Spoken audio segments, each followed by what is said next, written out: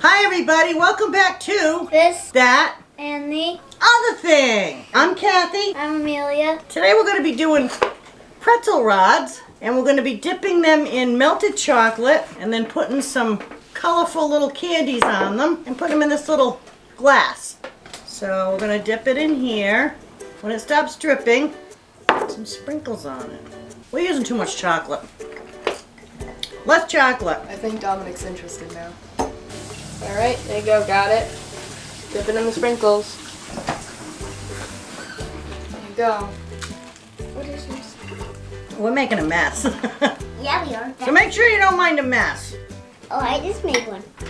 You always make one. This chocolate actually works really well. We got the chocolate melts, put them in a bowl, put it in the microwave for 30-second intervals. Stir it up until it starts to melt. Some microwaves are slow, some are a bit quicker, so you have to really time it 30 seconds as you're doing it. Ours actually took like 2 minutes. We have an old microwave. Mix it up.